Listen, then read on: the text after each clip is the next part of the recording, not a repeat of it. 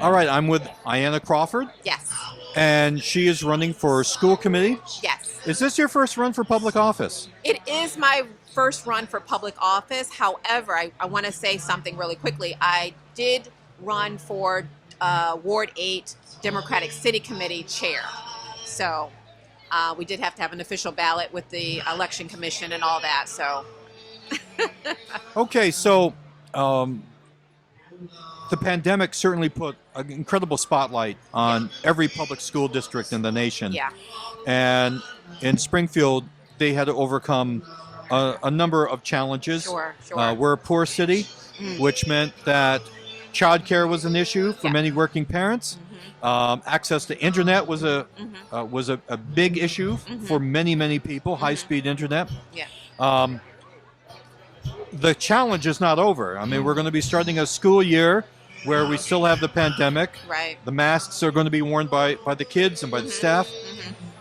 As someone who wants to be on the school committee, what do you see for the future? What do you see that has to be done not only now, but in the future in terms of accommodating not only students and parents and their needs, but also acknowledging that for many kids this was a very hard year and they may need a little bit of catch-up time to get to where they need to be. What do you see as what you could offer and what you could do in that with that situation? Right. First of all, thank you so much for this interview for Springfield Focus TV and yourself. I really appreciate the work that you all do. And so to answer your question, I think we really have to make sure that we are looking at the social emotional well-being of all of our students. And I think that's the first and foremost thing that I want to make sure that we're putting forth. We've done a great job in Springfield Public Schools. I'm a graduate of Springfield Public Schools, and so I know the greatness of what Springfield Public School has to offer. But I know with this timely, unprecedented time, looking at our social and emotional piece, safety and health, we really want to make sure that we are bringing forth a social emotional curriculum. We're making sure that we are looking at CDC and paying attention to what they're saying for us to do in our public school systems. And we want to make sure that we are collaborating with our parents to making sure that we're communicating changes if we need to make them and that we're including them in that process. And so I would like to see more parent engagement, more community involvement, and really to look at curriculum around social emotional for the entire school district, to really look at in a very different way than we have been in previous years. I know that the city has been. We're debating here with the band. I know that the city has had a fair amount of success in terms of building new schools because Yes, some of our yes. neighborhoods have got some very old schools.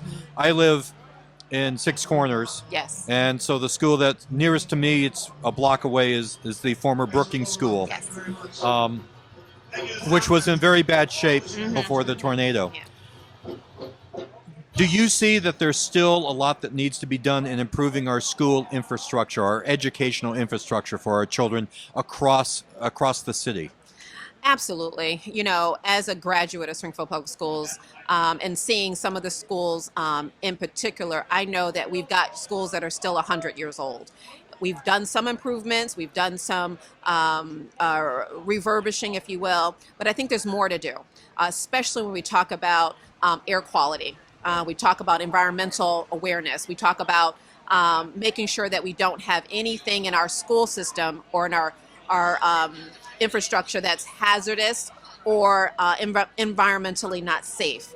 And so I think we definitely need to look at bringing in some environmental scientists to making sure that our schools are safe, not just to prevent COVID, but even beyond COVID, right? We want to make sure that they're environmentally, the air quality and all of those things are safe. And so I would ask that we look at bringing an environmental scientist to look at and do some samplings of our school just to make sure that if in fact we need to improve the quality of the infrastructure in those schools, but maybe we need to look at rebuilding some of them in addition to the ones that we've already done, right? So I'd like to look at sort of a two-pronged case where we're looking at creating an environmentally sound school, making sure all of our schools are up to par, and then making sure that we are where we need to be in terms of the COVID piece. So absolutely. Excellent. Well, I know that we'll interview you again. There's a lot to talk about when it comes to public education. Absolutely. When it comes to the city of Springfield. Thanks very much for stopping by today.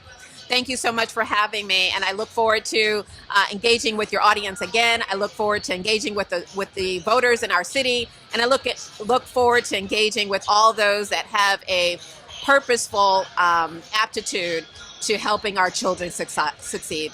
Thank you. Thank you.